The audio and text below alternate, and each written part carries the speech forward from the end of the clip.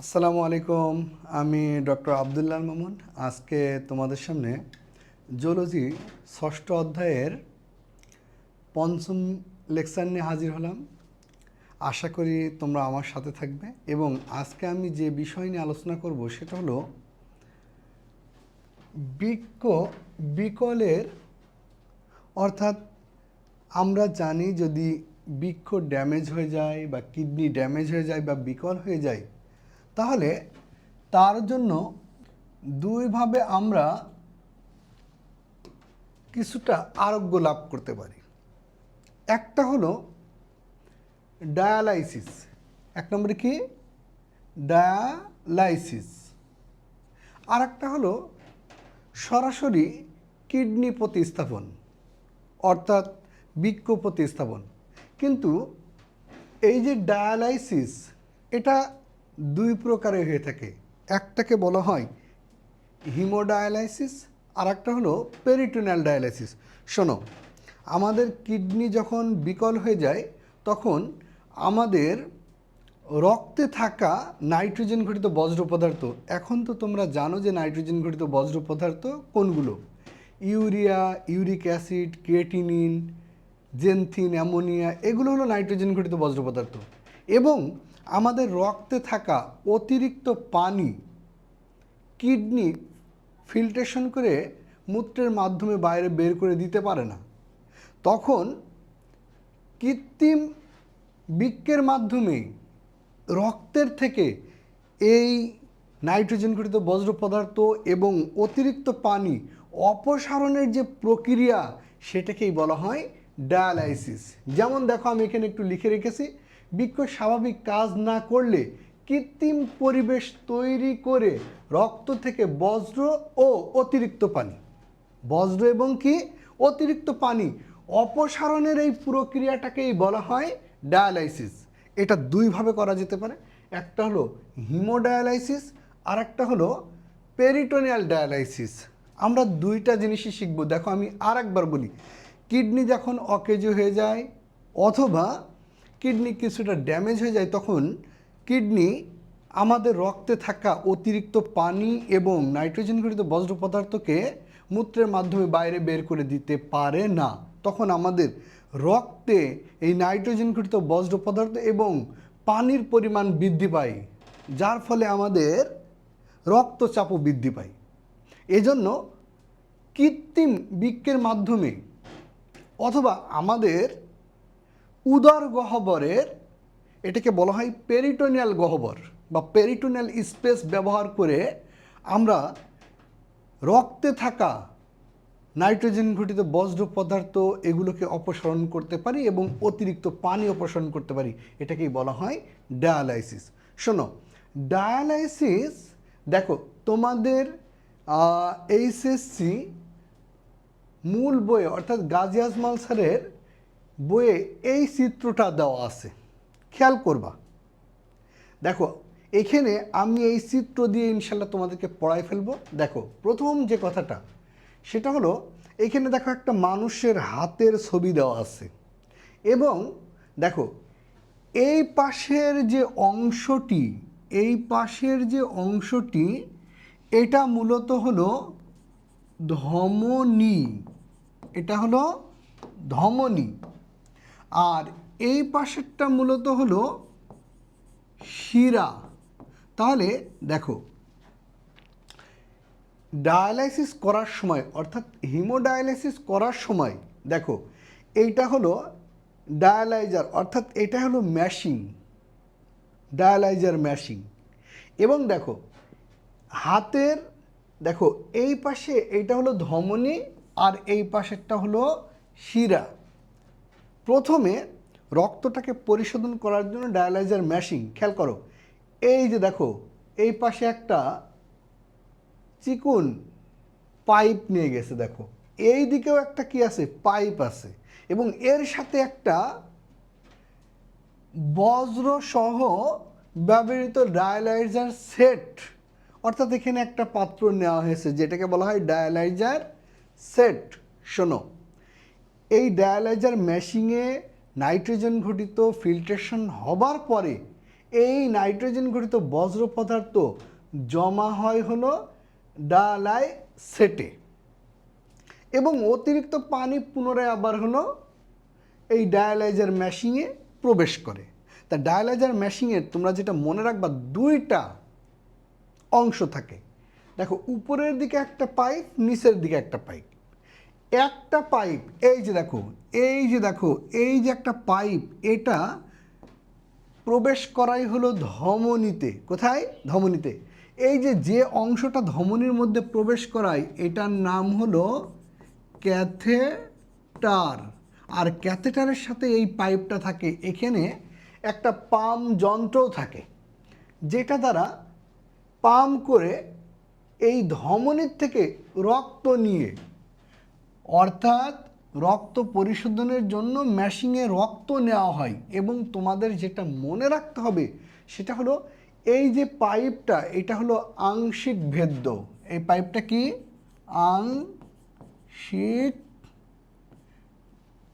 আংশিক ভেদ্য। শোনো, তাহলে এই যে আংশিক ভেদ্য যে পাইপটা, এই পাইপটা রক্ত নিয়ে গেল হলো কোথায়? ডায়ালাইজার মেশিনে। শোনো, ডায়ালাইজার মেশিনে এর মধ্যেও ডায়ালাইজার দ্রবণ থাকে, যেমন সোডিয়াম থাকে, পটাশিয়াম থাকে, ম্যাগনেসিয়াম থাকে, ক্লোরিন থাকে, অন্যান্য দ্রবণ থাকে, গ্লুকোজ থাকে, ঠিক আছে? এই উপাদানগুলো থাকে। যখন ধমনী থেকে রক্তগুলো ডায়ালাইজার মেশিনে আসে, যেহেতু রক্তের মধ্যে নাইট্রোজেন ঘটিত বজ্র পদার্থের পরিমাণ বেশি, আর এই ডায়ালাইজার মেশিনে অন্যান্য উপাদান এর পরিমাণ আসলে কম। যখন মনে করে যে এই ধমনী দিয়ে ডায়ালাইজার মেশিনে রক্ত প্রবেশ করে, তখন ব্যাপন প্রক্রিয়ায়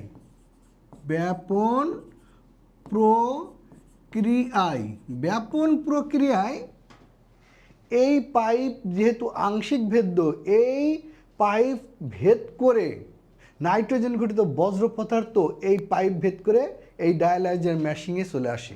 এবং পরবর্তীতে দেখো, ডায়ালাইজার মেশিন দিয়ে সেই নাইট্রোজেন ঘটিত বজ্র পদার্থগুলো এসে জমা হয় ডায়ালাইসেটে।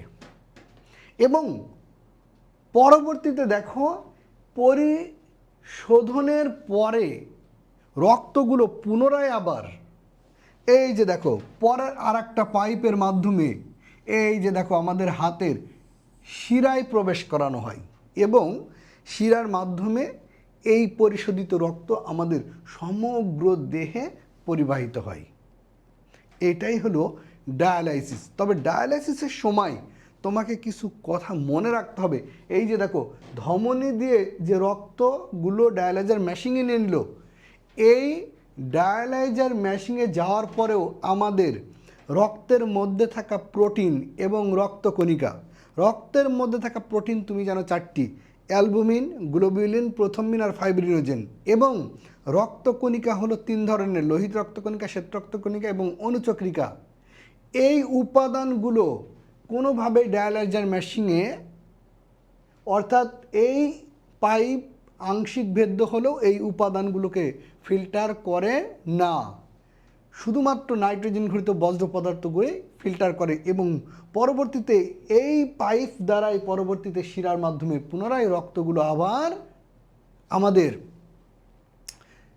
রক্তনালীর মাধ্যমে আমাদের সমগ্র দেহে পরিবাহিত হয়। আর নাইট্রোজেনগুলো ঘটিত বজ্র পদার্থগুলো এই ডায়ালাইসেটে জমা হয়।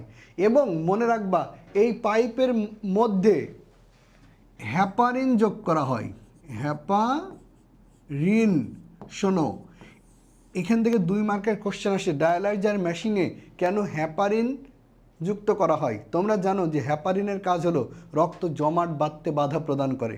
যেহেতু ধমনীর থেকে রক্তগুলোকে ডায়ালাইজার মেশিনে নিয়ে আসা হচ্ছে, তাহলে দেহের থেকে বাহিরে আসতেছে, যদি যেহেতু দেহের থেকে বাহিরে আসতেছে, রক্ত জমাট বেঁধে যাওয়ার সম্ভাবনা আছে। যেন রক্তগুলো জমাট না বেঁধে যায়, এই জন্য এই পাইপের মধ্যে হ্যাপারিন মিশ্রিত করা হয়। আর এভাবে আমাদের রক্তগুলোকে পরিশোধনের মাধ্যমে পুনরায় আবার অন্য একটা পাইপ দিয়ে শিরার মাধ্যমে আমাদের সমগ্র দেহে পরিবাহিত করা হয়। আর এটাই হলো হিমোডায়ালাইসিস।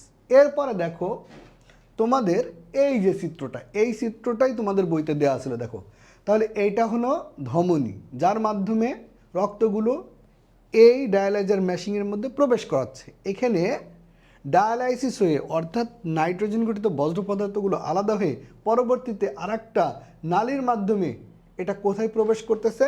শিরাতে প্রবেশ করতেছে। এভাবে পরিশোধিত হবার পরে পুনরায় আবার শিরার মাধ্যমে রক্ত আমাদের সমগ্র দেহে পরিবাহিত হয়। আর মনে রাখবা কেন হ্যাপারিন ব্যবহার করা হয়? যেন রক্ত জমাট বেঁধে না যায়। এরপরে দেখো পরের অংশ, পেরিটোনিয়াল ডায়ালাইসিস। পেরিটোনিয়াল ডায়ালাইসিস শোনো, প্রথম দেখো এখানে দুইটা দ্রবণ আছে। দেখো এক নম্বরে ডায়ালাইসিস দ্রবণ। এক নম্বরে কি? ডায়ালাইসিস দ্রবণ। দেখো এইটা আমাদের অ্যাবডোমিনাল ক্যাভিটি অর্থাৎ পেটের গহ্বর, যেটাকে আর একটা নামে ডাকা হয় পেরিটোনিয়াল গহ্বর, অর্থাৎ আমাদের তলপেটের যে গহ্বরটা সেটাকেই বলা হয় পেরিটোনিয়াল গহ্বর। এই পেরিটোনিয়াল গহ্বরের আমি তোমাদের একটা চিত্র দেখাই। এই যে দেখো, এই যে পেরিটোনিয়াল গহ্বর নিচের অংশ তলপেট, এখানে একটা ছিদ্র করা আছে। দেখো এই যে দেখো একটা ছিদ্র করা আছে। এই ছিদ্র দিয়ে একটা পাইপ প্রবেশ করানো আছে আমাদের পেরিটোনিয়াল গহ্বরে। কোথায়? পেরিটোনিয়াল গহ্বরে। এবং দেখো এই যে ডায়ালাইসিস যে দ্রবণ, এই দ্রবণটা এই পেরিটোনিয়াল গহ্বরে প্রথমে প্রবেশ করানো হয় এবং প্রবেশ করানোর পরে আমাদের এই পেরিটোনিয়াল গহ্বরের চতুর্দিকে যে আমাদের পৌষ্টিক নালী, অন্যান্য রক্তনালী যেটা আছে, সেখান থেকে ব্যাপন প্রক্রিয়ায় এই ডায়ালাইসিস দ্রবণে নাইট্রোজেন ঘটিত বজ্র পদার্থগুলো চলে আসে। পরবর্তীতে এই পেরিটোনিয়াল গহ্বর থেকে পুনরায় আবার ক্যাথেটারের মাধ্যমে তোমার অন্য একটা নালী দিয়ে এই যে দেখো পুনরায় আবার এই ডায়ালাইসিস দ্রবণটাকে বের করে ফেলে দেওয়া হয় এবং পরবর্তীতে এই ডায়ালাইসিস দ্রবণে নাইট্রোজেন ঘটিত বজ্র পদার্থ বের করে এটাকে ফেলে দেওয়া হয়। তোমাদের মনে রাখতে হবে সেটা হলো এই যে পেরিটোনিয়াল ডায়ালাইসিস, যেহেতু মানে অ্যাবডোমিনাল যে আমাদের আবরণ এটাকে ছিদ্র করা হয়, অর্থাৎ এটা একটা অনুন্নত প্রক্রিয়া এবং এই প্রক্রিয়ায় যদি কেউ নাইট্রোজেন ঘটিত বজ্র পদার্থগুলোকে আলাদা করতে চায় তাহলে তার দিনে 2 থেকে 3 বার ডায়ালাইসিস করতে হবে। অর্থাৎ পেরিটোনিয়াল ডায়ালাইসিস 2 থেকে 3 বার করা হয় দিনে। আর যেটা হলো হেমোডায়ালাইসিস, এটা হলো সপ্তাহে 2 থেকে 3 বার করলেই মোটামুটি রক্তের মধ্যে থাকা নাইট্রোজেন ঘটিত বজ্র পদার্থগুলোর সাম্যাবস্থা বজায় থাকে। আর তোমরা জানো যে এই কিডনি বিকলের আরেকটা প্রতিকার হলো বৃক্ক প্রতিস্থাপন করা। তা বৃক্ক প্রতিস্থাপন করতে হলে তোমাকে অন্যের থেকে সুস্থ বৃক্ক নিতে হবে, তাই না বলো? তবে দেখো এখানে এই যে দেখো আরেকটা চিত্র তোমাদের দেখায়। তাহলে এইটা হলো ডায়ালাইসিস দ্রবণ। এই দ্রবণটাকে প্রথমে ক্যাথেটারের মাধ্যমে কোথায় প্রবেশ করায়? আমাদের পেরিটোনিয়াল গহ্বরে। সেখানে এটাকে অনেক সময় ধরে রেখে দেওয়া হয় এবং রাখার পরে ব্যাপন প্রক্রিয়ায় আমাদের রক্তনালীর থেকে এই দ্রবণে নাইট্রোজেন ঘটিত বজ্র পদার্থ চলে আসে। পরবর্তীতে পুনরায় অন্য একটা ক্যাথেটারের মাধ্যমে এই যে দেখো এই নিচের ব্যাগে এই নাইট্রোজেন ঘটিত বজ্র পদার্থকে আবার আলাদা করে ফেলা হয়। তুমি দেখো এইটার দ্রবণ আর এইটার দ্রবণ, তাহলে এইটার দ্রবণ একটা ফ্রেশ, আর এটা কেমন? নাইট্রোজেন ঘটিত বজ্র পদার্থ জমা হলে যেমন হবে তেমন। আর এইটাই হলো তোমার পেরিটোনিয়াল ডায়ালাইসিস। তাহলে দুইটা গল্প আকারে মনে রাখবা। এবং দেখো আমি আর একটা কথা বলেছি, বৃক্ক প্রতিস্থাপন। তবে তোমাদের এখানে এমসিকিউ একটা দিতে পারে যে বৃক্ক প্রতিস্থাপনের জন্য নিচের কোনটি করণীয়। দেখো 1 নম্বর পয়েন্ট, বৃক্ষদাতা যেই হোক না কেন তার দেহ থেকে সংগ্রহের ঠিক 48 ঘন্টার মধ্যে রোগীর দেহে এটাকে স্থাপন করতে হবে। 1 নম্বর পয়েন্ট। দেখো, সংগৃহীত বৃক্ষটি সুস্থ হতে হবে। এখানে মূলত একটা রোগের নাম দেয়া আছে, সেটা হলো এইচআইভি এবং অন্যান্য সংক্রমণ মুক্ত হতে হবে। অর্থাৎ তুমি যার কাছ থেকে বৃক্ষটা নিবা তার এইচআইভি থাকা যাবে না এবং অন্যান্য সংক্রমণজনিত যে রোগগুলো আছে সেগুলো থাকা যাবে না। অর্থাৎ তোমাকে সুস্থ কিডনি নিতে হবে। 3 নাম্বার, বৃক্ষদাতা ও গ্রহীতার ব্লাড গ্রুপ এবং টিস্যুর ধরন একই রকম হতে হবে। অর্থাৎ যে বৃক্ষদাতা হবে এবং যে গ্রহীতা হবে দুইজনের ব্লাড গ্রুপ একই হতে হবে এবং তাদের টিস্যুর ধরন একই রকম হতে হবে। বৃক্ষ প্রতিস্থাপনের পরে চিকিৎসকের পরামর্শ অনুযায়ী ঔষধ সেবন করতে হবে। আর এটাই হলো বৃক্ষ প্রতিস্থাপনের জন্য করণীয় বিষয়গুলো। তোমরা যেহেতু এই বৃক্ষ বিকলের যে প্রতিকার সেটা হলো দুইটা, একটা ডায়ালাইসিস আর একটা হলো বৃক্ষ প্রতিস্থাপন। ডায়ালাইসিস তোমাদেরকে বলেছি অলরেডি যে এটা 2 প্রকার, একটা হিমোডায়ালাইসিস আর একটা হলো পেরিটোনিয়াল ডায়ালাইসিস। তোমরা হিমোডায়ালাইসিস আর পেরিটোনিয়াল ডায়ালাইসিসটা সুন্দর করে পড়বা, বৃক্ষ প্রতিস্থাপন তোমাদের আসে না। তোমরা এই হিমোডায়ালাইসিস এবং পেরিটোনিয়াল ডায়ালাইসিস সুন্দর করে পড়লে ইনশাল্লাহ বোর্ড পরীক্ষায় কমন পাবো ইনশাল্লাহ। ঠিক আছে, আজকে এ পর্যন্তই। সবাই ভালো থাকিও, দেখা হবে ইনশাল্লাহ পরের ক্লাসে। আসসালামু আলাইকুম।